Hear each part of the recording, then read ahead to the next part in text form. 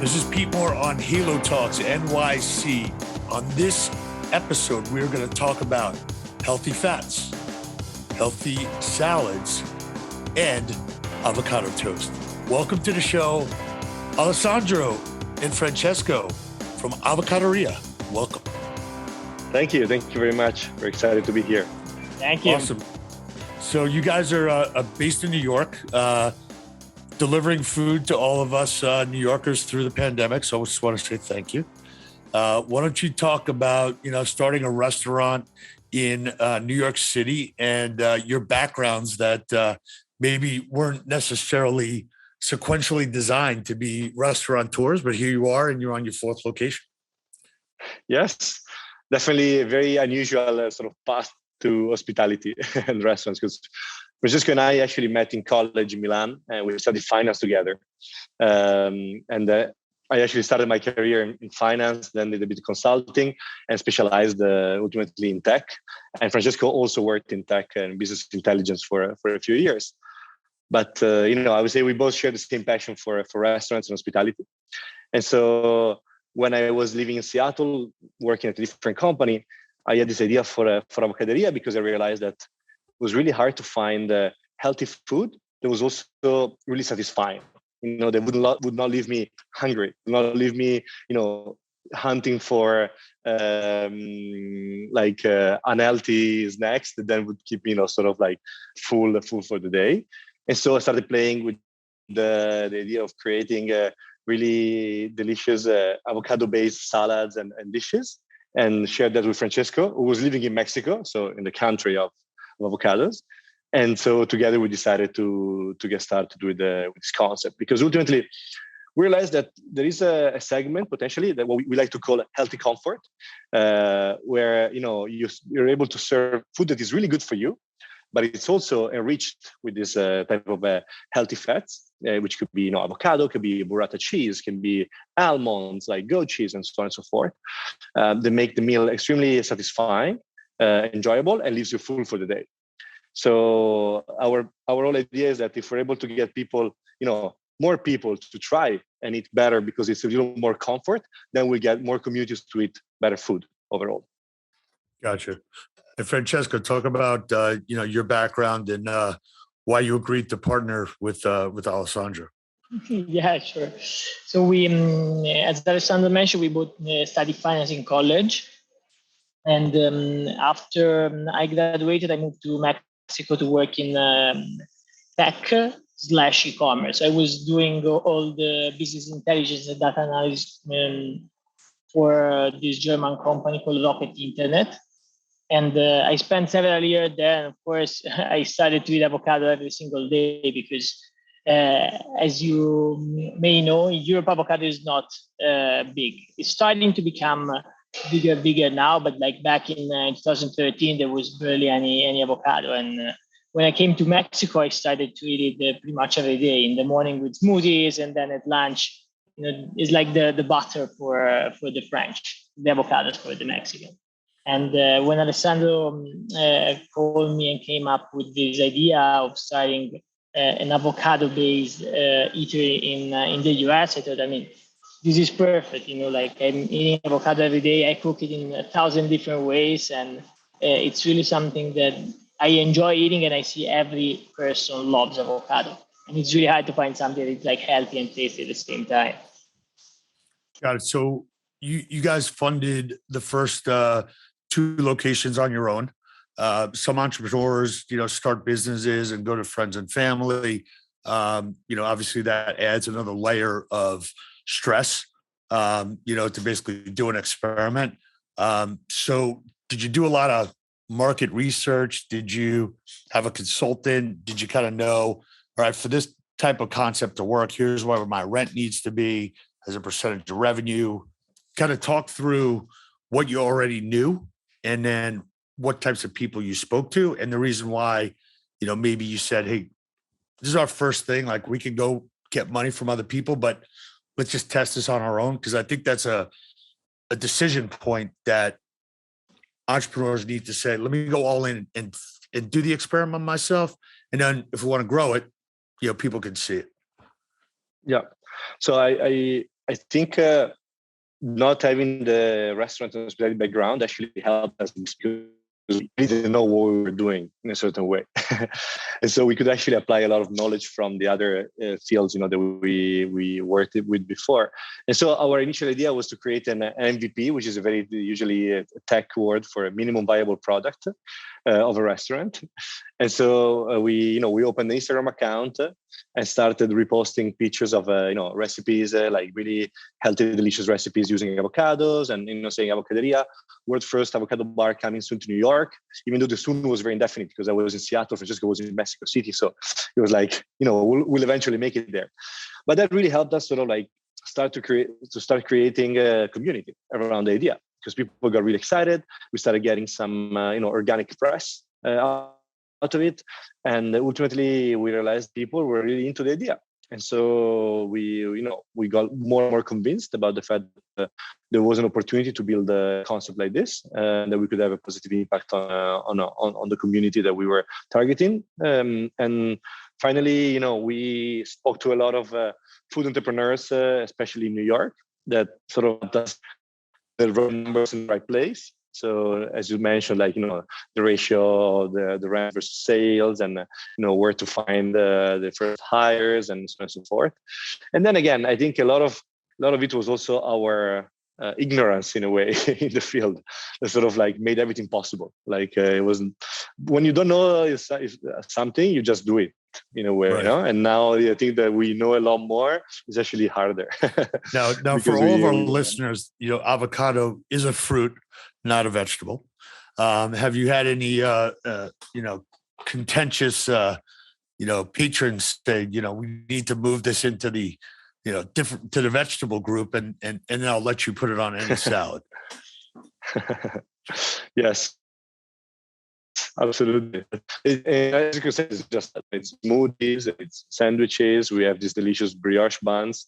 But yeah, it is true that, at the end of the day, what we have are salads and bowls, because we wanted to build a business from the beginning that would enable us to create a habit, in the mind of people. So like, what can we, fuel your days with when you only have 30 minutes break for lunch, and you want to keep going the rest of the day, feeling good, feeling satisfied, and without falling asleep because you ate too heavily, and so on. And so that's how we developed the menu as well, as a principle. Who came up with the actual ingredients, the menus? Who was your first chef? Is it one of you guys? We started as 3 partners, and the third partner is the one that helped us shape the initial menu. His name is Alberto, and he's based in Italy, but he comes from time to time to New York to help us like boost the menu with like new ideas. And he's actually here this week, but we started with a menu that was very limited in a way, because we wanted to try out and test more. And as we evolve with the offering, we move definitely more towards salads and bowl, because ultimately that's what ourselves would eat like 4 out of 5 days. And we see that this is the trend that people want, because salads and bowl are very much a Monday to Friday item that every person eat. And then during the weekend, we try to have a different offering to pay a bit more. So we have these brunch buns that we just launched. We are working on more brunch targeted menu, because the weekend you want to indulge a bit more. So that's that's kind of the trajectory that we are taking right now. And of course, every season we includes seasonal ingredients. Right now we have asparagus on the menu that is like hyper seasonal in New York. It's just available for like a couple of months. So we pay a lot of attention on what's available nearby, and what's the ingredients with the best flavor. When you started the business, did both of you guys basically live in the store? Still up to this day. Yeah, I think the first year was probably 14 hours a day, 7 days a week for like 360 days. That's a fact. But as we developed the team and we developed the business, it was still a lot of work, but less and less work in the physical store. So let me ask you a question. As the pandemic hit, you're basically relying on delivery. You guys seem like pretty personable guys. People come in, you want them to have a good meal, but you also want them to have a good experience. So how did you kind of feel about we're creating this place, this ambiance? You're going to eat here, you're going to enjoy it. And now it's like, all right, I'm basically in the delivery and supply. We'll make it look nice, but it's going on a bike in the back of some guy's, box, and he's going to just tear up the streets and try and get it there, in some format that might not have it turned upside down. Yeah. Well, that's, I think, first of all, is a design project when it comes to ensuring that the menu travels well. So that's one of the reasons why we decided to really focus on salads and bowls, is because those type of dishes travel really well. And we also serve them with the dressing on the side to avoid, the salads to get soggy, and so that you can decide your amount of dressing. And then it's about really trying to transform that hospitality feeling to the delivery experience. So we had handwritten notes, our like custom stickers. We have funny napkins with some sentences on top. So we try to bring the brand to your home in a way, while first of all ensuring that the quality of the food is the best one that you can receive, even though you might be eating it like 45 minutes after you order it, or 45 minutes after the food is being prepared, because maybe it takes quite some time to deliver it. And so I think it all first starts with engineering the menu in the right way. And Francesco, who's currently working on the culinary side, sort of did a lot of tests in that sense. So we started by sending it to all our friends all around town, and get their feedback. And then once that's there, then it's about really moving that personal experience to your place. So adding personalized notes. And then one thing that we do is we send an automated feedback SMS, which is sent by me, where I ask how did I enjoy the food, and I recommend a couple of songs for them to enjoy the food with, and so on and so forth. So there's a lot of little things can be developed, and I think there's a lot more potentially that we can play with.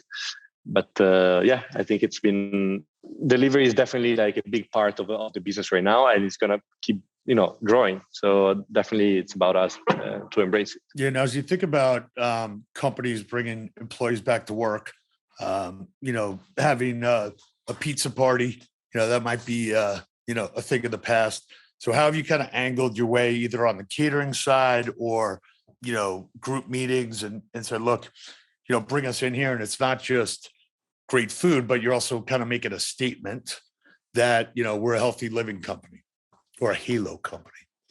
Yeah.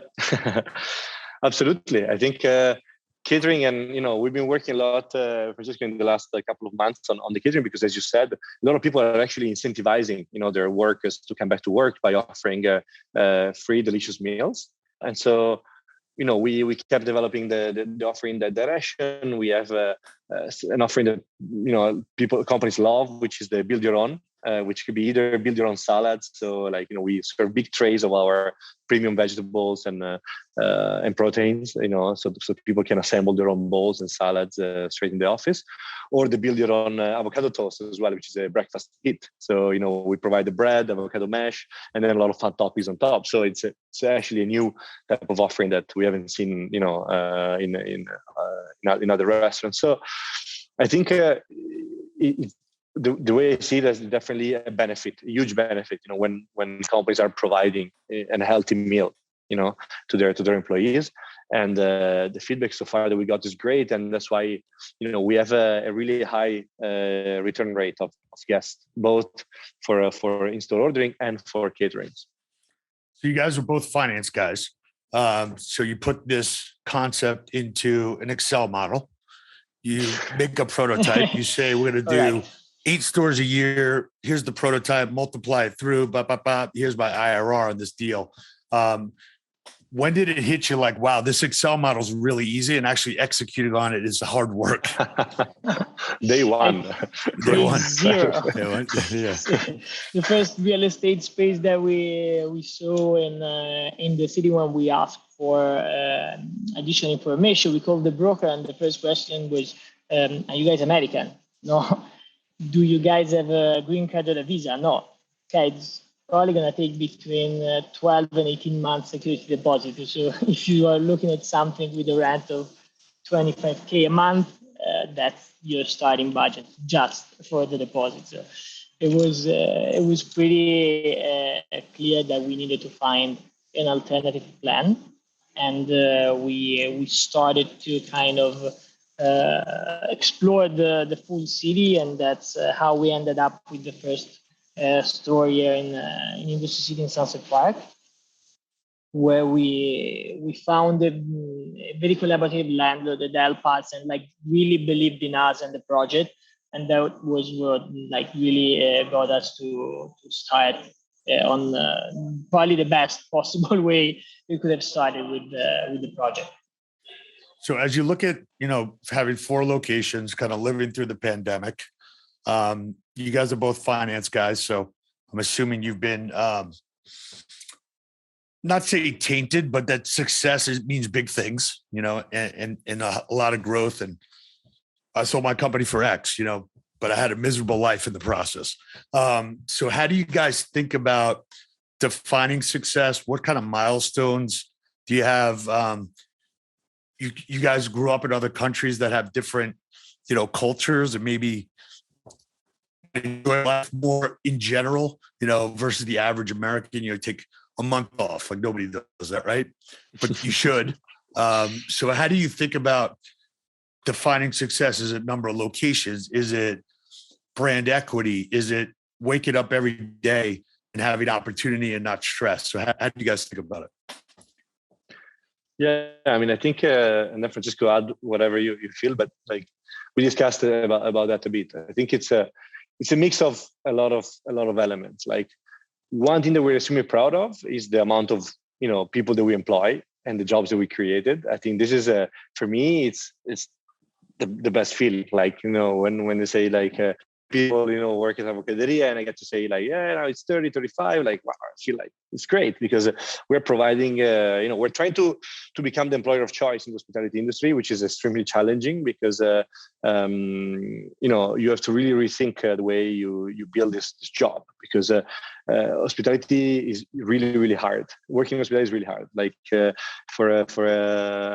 a team member, you get to work your ass off all day for a very low salary. So you have to really try to build the experience in a way that is not too heavy, that the salary is fair, that you then can add certain benefits, that make sense and that are really appreciated. And then of course that's the base to build an internal growth process that would allow anyone that has the willing and the mindset to go from team member to GM in a general manager in 18 months, or something like that. So for me, that's something that really makes me really proud, and I measure success a lot based on the people that we hire. We're able to nurture and grow, and they can become the leaders for the future. Of course, this works well only if the whole company is growing. So right. If we open more locations, more stores, then we're going to be able to provide more opportunities and so on and so forth. And then I think as a base of that, Francesco and I are best friends since college. So ultimately, it's true that we definitely liked each other more when we were in college than now, because we're working together every day. but no, I mean, it's great to work with a friend. I think it's really sort of a big success in a way. Francesco, you want to opine on any of that, or? No, yeah, I think it was interesting what you were mentioning at the beginning, because it is true that the work-life balance here in the US is completely different to what we have in Italy. And it just came out a study a couple of days ago about the work-life balance ranking, and Italy is always on the top 3. Last year was number 1, 9.4 out of 10. And I think sometimes we indulge a bit too much. But at the same time, we really want to bring kind of this aspect of the work-life balance in the US mentality. And it's very hard, especially in this industry. That's why we are trying to come up with idea and brainstorm on how we can give our management, our team members a bit better balance than most of the other companies. And that's something that we I think we really care. It's not an easy answer. It's not a straight answer, but we are doing as much as possible to make sure that we can do the best for them. That's great. So last question, as this growth continues in the health club industry, we talk about this all the time, that if you want to keep your employees and you want to grow them, you got to open up another location. There's nowhere to put the assistant manager or the, next head of personal training. As you guys have looked at this, I love the fact that you're only in New York and you've got 4 locations here and you can get to everything. Some entrepreneurs come to us and say, I'm opening up 2 locations in New York, 2 in San Francisco, 2 in LA, 2 in Miami. It's like, you have no idea what those flights and what that, does to you mentally and physically. Obviously, it's been deliberate. As you grow, there's usually a point where you say, hey, look, I got to bring in outside investors because, I'm not signing, personal guarantees on leases and on debt financing. I've proven it out and I know that it can scale. So how do you think about that as the next phase? And how do you think about, letting someone into the boardroom where, your best friends and now there's some random, guy or girl in the room saying like, hey, let me tell you what I think. It's like, okay, let us make you money, but don't get in the middle of our, our friendship and but we'll listen to you. How do you think about giving up some control for reducing the risk? I mean, I think it's, if we approach this business from day one, really with the mentality of building a big company, like a lot of entrepreneurs that do. Not everybody does that when it comes to restaurants. Sometimes you just want to have a restaurant because you choose that as a lifestyle choice. For us, it was really about like, how do we get as many people as possible around the world, around the US first, and then eventually around the world to eat better, to eat our food. And then how do we employ the highest possible amount of people, to work in a good environment. So when you have that mentality, you definitely need, that extra capital. You need to open your board to someone else. And I do think that the fit, must be also not just like from a money perspective, it should be also on a cultural perspective. So we would want to find, a partner that sort of understands as well what really matters to us, like those elements that we mentioned about, positively impacting like communities with the healthy comfort food and positively impacting community by providing really good jobs. And I think there's a lot of people out there that I would be happy to marry this type of mission and approach.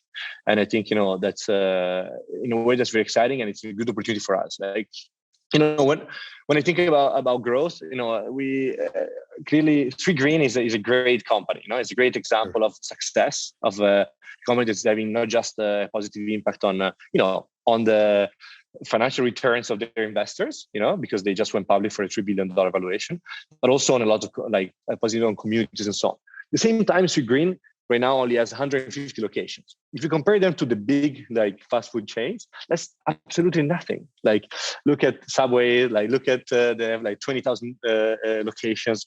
Look at McDonald's, like I think they have like 13,000. Taco Bell 7,000, and Chipotle, which is you might say probably the healthiest among the fast options. They already have 3,000 restaurants. So even though salad chains, healthy restaurants have been growing fast lately, there's still so much a niche. So there's a huge opportunity. There's a huge like market share to capture because consumers are changing their habits and they are demanding for better food. They're demanding for brands that actually care more about them, about the community they're part of, and so on. They look for brands that offer that type of delivery food that is made for delivery, not just adapted to delivery in a way. And I think that's where it becomes interesting to really create a win-win situation, both financially and in terms of responsibility, like of what we can do. So we would want to bring someone on board for sure, I think as the next stage. And we definitely want to focus more on New York, stage one. So we want to build a critical mass in New York and reach maybe 10 locations in this market so that we can create a stronger network effect and have a really good management team that would be able to really control sort of the dynamics of the market, and that would free us also and enable us to go into the, let's say, close markets, because we wouldn't go to San Francisco next. We would go probably to Boston, Philadelphia, or Washington D.C. as the next destination for Avocaderia. Yeah, I tell you, real estate broker to get a Metro card, and if he gets off the Metro card subway lines, he gets electrocuted. Like a dog collar. So stay on the subway system. Well, look, great work getting to where you guys are. Wish you continued success. You are officially a Halo restaurateur. Boom, magic stick. Thank you. We'll get all the information up on the show notes here, and make sure that all of our health club and studio enthusiasts are doing their workout recovery, and loading up on salad bars and avocados. Awesome. Great. Perfect. All right, Great. guys. That's great. Thank you so much for having us. You got it. Thanks a lot. Awesome.